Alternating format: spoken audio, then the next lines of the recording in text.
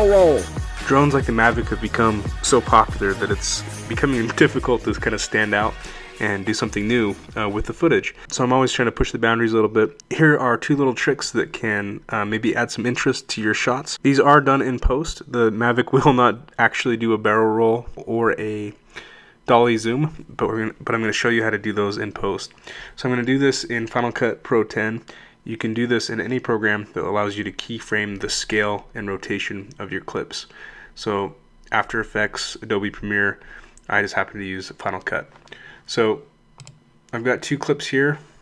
This first clip, I'm going to show you how to do the Dolly Zoom effect. The Dolly Zoom, I have a clip here that the drone is just moving slowly forward, so this is much like a dolly move. You can see this.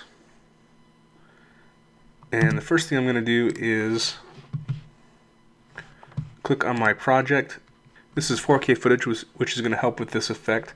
So I'm going to click on the project and go to the modify here, and we can see that this timeline, this project is in 4K. I'm going to change that to 1080p, and that will allow me to zoom in on this footage without losing resolution in the final render. So we can see the dolly is moving forward. That means we need to zoom out as we go. So I'm going to set a keyframe here at the beginning of the clip with the footage already zoomed in, and then hit the keyframe marker, and then I'm going to go to the end of the clip and zoom back out. And once those two keyframes are set, the clip is just going to zoom out over the length of the clip, and if we play that back, you can see the effect tends to stretch or add this weird perspective shift to the clip. So that's the dolly zoom. You can do that in reverse as well. If your drone is moving backwards away from a scene, you can just animate the footage zooming in and you'll get the opposite effect. We'll move on now to the barrel roll. And again, this is very simple. We're just animating the rotation of the clip over time. So I'm going to zoom in a little bit just to match the frame to the 1080p. And then I'm going to set a rotation keyframe here. And I'm going to go ahead and start this rotated. And you can see as we rotate, we have this problem of the edges are now off the screen. So I'm going to also keyframe the scale. Set a keyframe there and just zoom in until the edges are full screen. And then I'm going to do this, go to the same thing, go to the end, and change my rotation.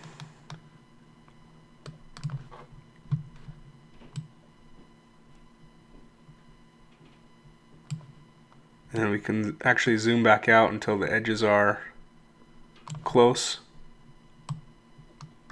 and that will preserve resolution. Now when you play this one back, you'll see that there are some parts where the corners are going to become visible again, and so we just set another keyframe adjusting the scale to fix those issues. So you might have to set that scale keyframe a few different times to make sure that the screen is full screen all the way across. So there again it comes out. I'm going to just zoom that back in. There again.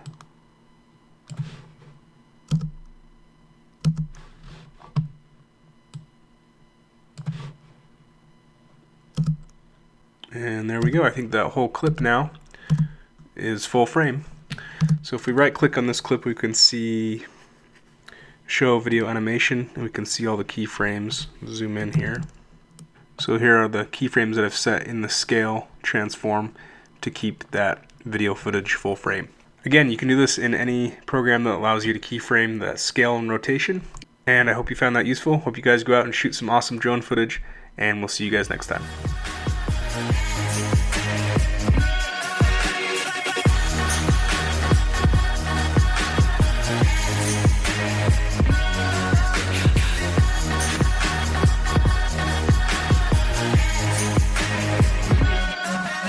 Yes.